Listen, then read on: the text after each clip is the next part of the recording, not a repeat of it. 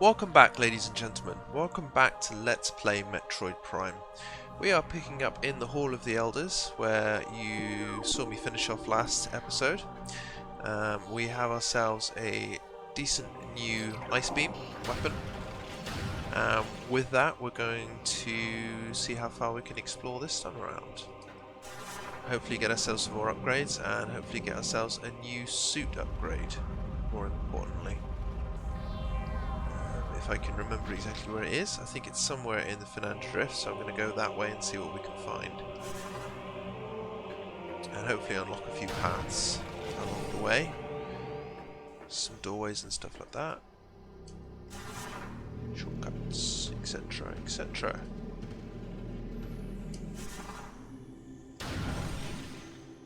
And I hope you guys are all well.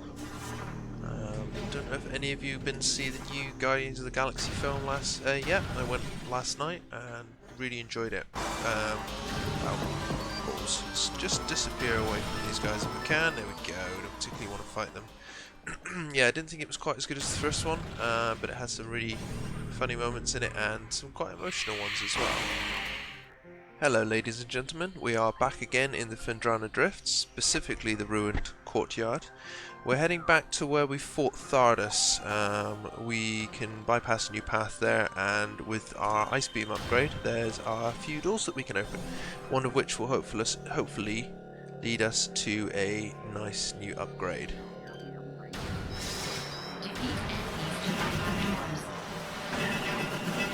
I hate these enemies. Really not a big fan of the sentry drones. I've got a thing against anything that can disrupt your vision. There's an enemy in the second Metroid Prime game which is quite fond of that as well, and yeah, really not a fan of them. They're a real pain in the backside to deal with. Plus they do a hell of a lot of damage. I mean, I've just lost an entire energy tank and I've only taken on 2 of them. But anyway, we're through them now. We'll regain our energy on that one soon enough. Try and come out with my morph ball. Keep switching visors by mistake instead of switching weapons. I need to remember that control. But never mind. And there is... Great. There is a Big Mama Shegoth there. She was not around before. She's moved in since we've cleared Thardus. At least she thought the price of the real estate was worth it. Anywho, we are going this way. We'll be able to see there as well grapple hooks. Hopefully we'll get the grapple beam in due course. There's already a couple of upgrades that we can't access at the moment because, well, simply because we can't get to them. And getting the grapple beam will help. Bit of slowdown there, I do apologise. Lift there, that will take us to the Magmoor Caverns, but that's not where we want to go right now. We're going to go past it and take the morph ball track at the back. The spider ball track, and as you can see, we now have our Ice Beam door which we can open up, and suddenly we're in a new place. And sounds to be a slight remix on the Phendrana Drift theme. Now, we've got an energy tank trapped in the ice there. I have a feeling we're going to have to wait until we've got a specific upgrade. Yeah, we can't get to that one yet, which is a shame, because energy tanks are always welcome. For now though, we will carry on this way around.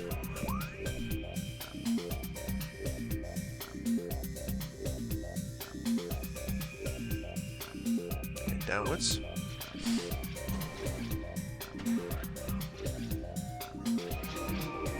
See if there's anything new scan-wise.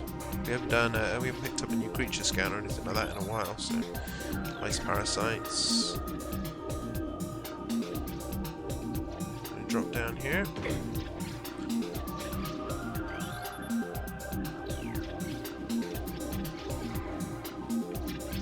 Having trouble even tracking these ones. Wow.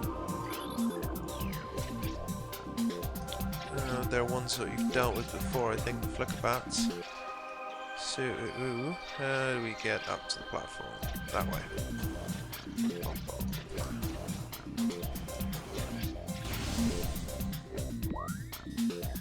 Yeah, this is probably going to take us where we need to go. Slip through the crack.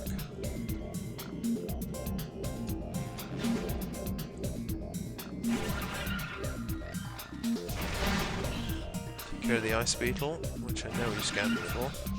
At least I'm pretty sure we did. Yep, we have. Let him stay under the ice.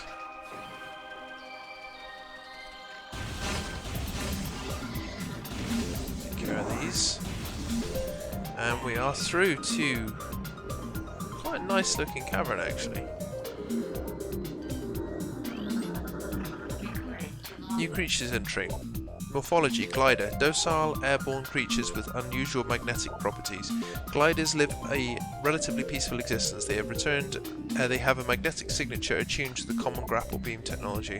The sport of glider riding involves using a grapple to attach to a glider, then staying on it as long as possible. There's also a new type of Metroid.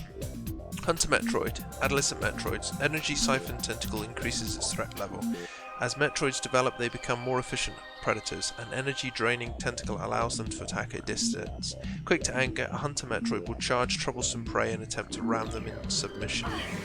We need to go with our Ice Block attack, or our Ice Beam attack, and there you go, one single Ice Beam combined with a missile will take it out.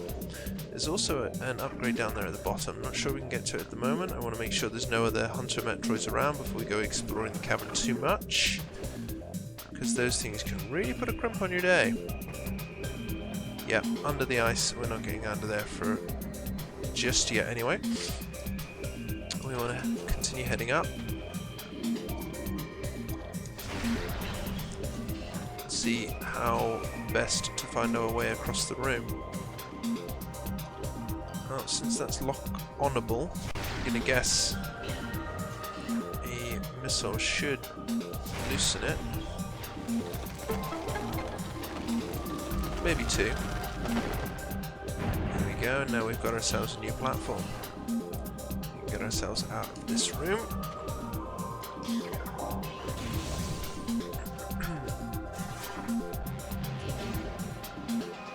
And through to the next area.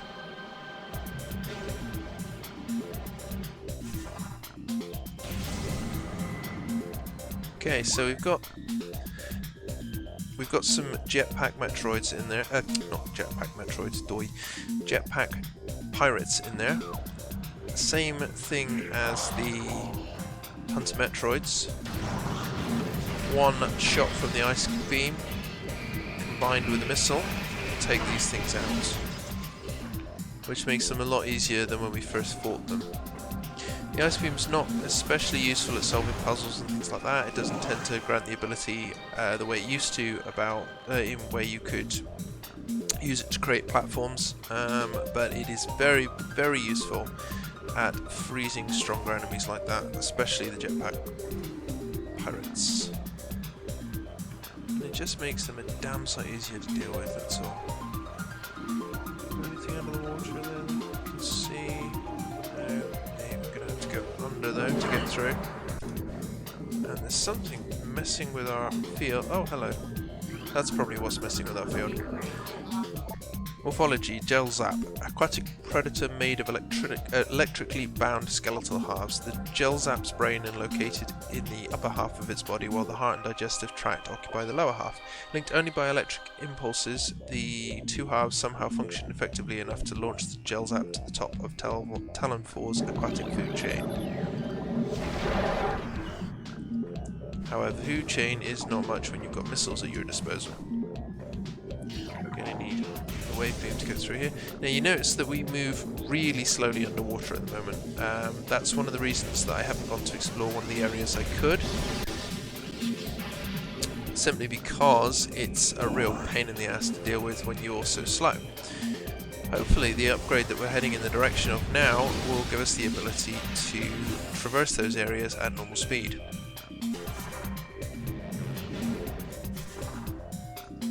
will then open up a few more areas to us. And from that looks things, we want to head over there. And we can see there's another couple of those there, so we'll wing a couple of missiles in. Hopefully, there we go, break what we need to. Get up there. Ah, there's another one there.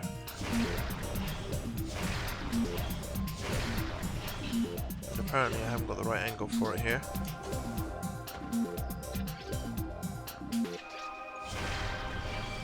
There we go. There's another one I think I can see over there. I wonder if that just killed the gel zap on the way through. It certainly sounds like it did.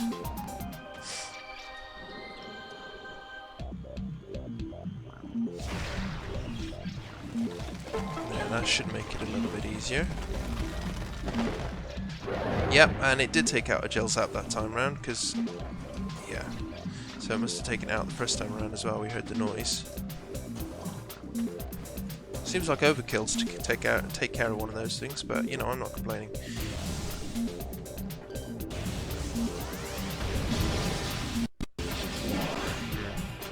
The underwater sections are quite prone to frame rate drops as well, so I do apologise.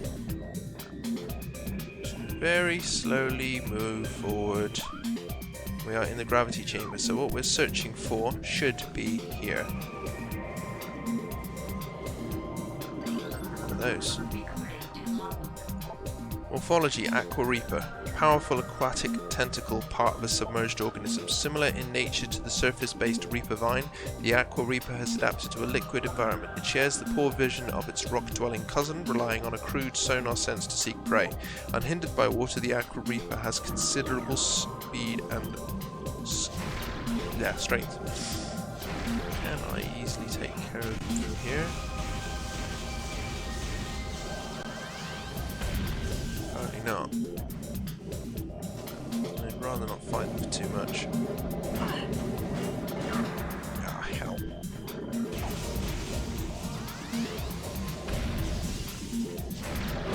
There we go, that takes care of those ones at least.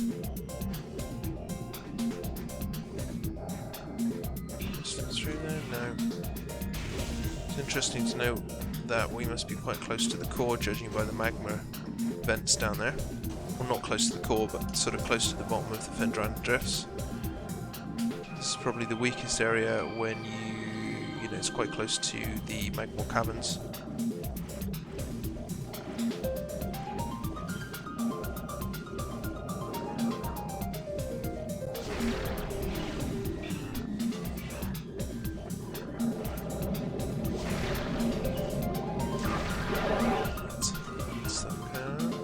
There it is, there's what we're looking for. That's what we came here for, the gravity suit. Let's see if we can find our way over there. Find our way up. And lovely gravity suit, new upgrade.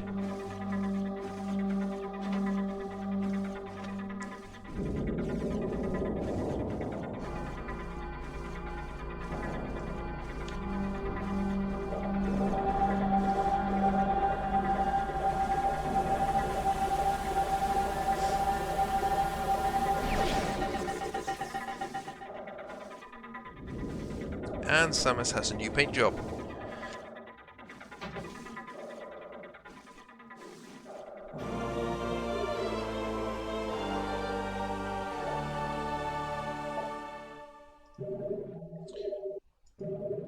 Which means, suddenly, water is not a hindrance for us anymore, which is just... it makes me feel so much better already. Look at that, I can move around at normal speed. This just isn't going to stop me any longer, which is great. It is great. There's a few areas now open to us, including one back in the Talan overworld, which is where we're probably going to head shortly. I remember how to get out of here.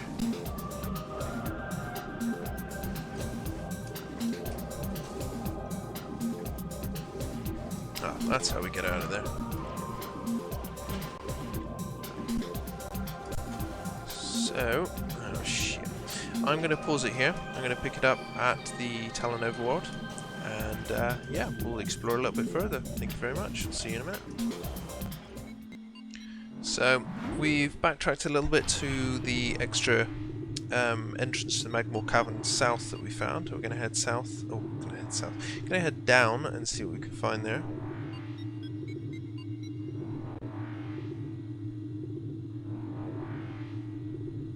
We haven't explored this little part of the Magmoor Caverns, so I'm quite interested to see where it'll take us.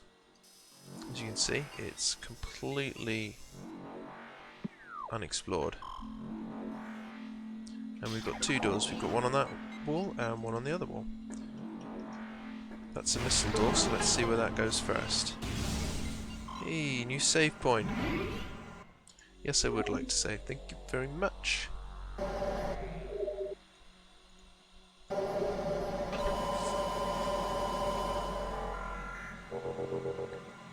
Boost up our health after dealing with the space pirate jetpackers. And this way will lead us further into the Magmoor Caverns. Through a path that we haven't actually traversed yet.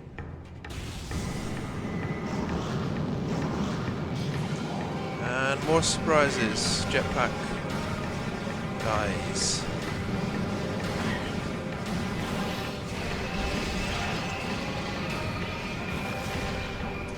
Okay, that's two taken down. Where's the third guy? There he is.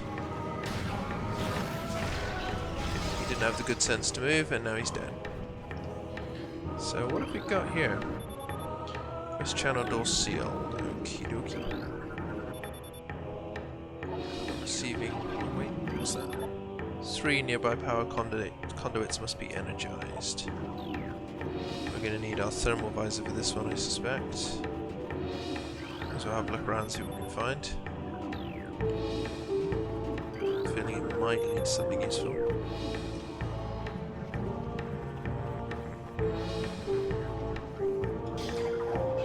So, where are they? There's one.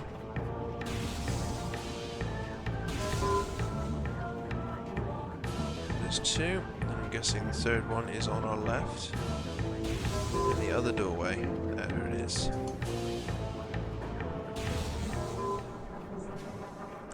What's that gonna do?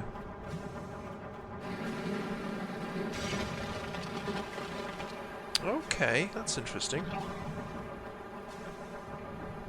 What have we done here? New puzzle. New puzzle, possibly new expansion. Something new at least. So we'll go now with ganders.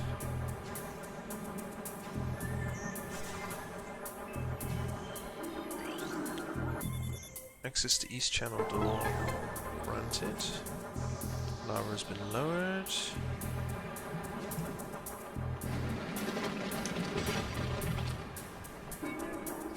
Oh, hello.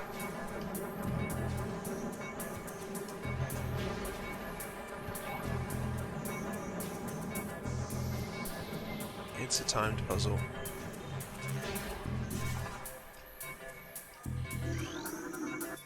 North channel door grant. North channel door grant access granted. I will get my words out in a minute. I might fluff it quite a few times first, but I will get there. So we're gonna quickly nab our way back through here and hopefully avoid the the things, you know, will just kind of carry us out. And lovely new energy tank. That's restoring our health and granting us another tank. That's useful. That's very, very useful. I was hoping to get one of these. So, that was in the Magmoor Workstation. Now, we're going to see about going in this direction. Because why the fuck not? Ultimately, I am heading back in the direction of the Chozo Ruins and the Chozo Ruins and the Talan overworld, but for now I thought I'd explore a little bit on my way back. There's quite a lot we haven't found, you know, before. Puddle Spore. Sentient floating lava mollusk protected by an impenetrable shell. A puddle spore opens when approached, attempting to intimidate with its size. When opened, direct fire to its mantle causes it to flip into a defensive position. If it can slam shut, it ejects a spread of of harmful energy globules. There we go, that's useful.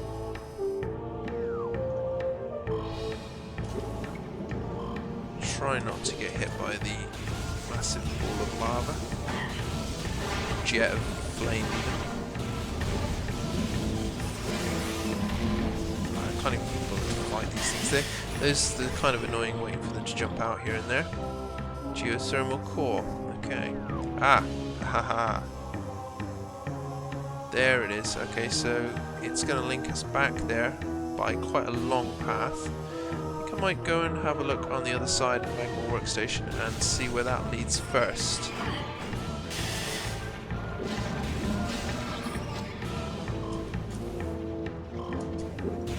And then come back this way. Of course. Wow, they've got good tracking on them.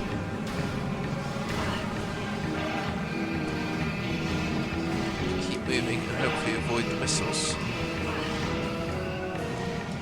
See, this is what I was talking about earlier on in one of my earlier episodes about the rooms kind of resetting every time you come back in, enemy-wise. There we go, managed to bypass most of them. So what have we got? Zoomer, which we already knew about, and something else. Bendesium. Now, if memory serves, we can't get through Bendesium yet. We need a specific upgrade that we most definitely don't have. And it's not just a basic mothball bomb. So we'll head back the way we came. Again, try and avoid most of the missiles. Missiles!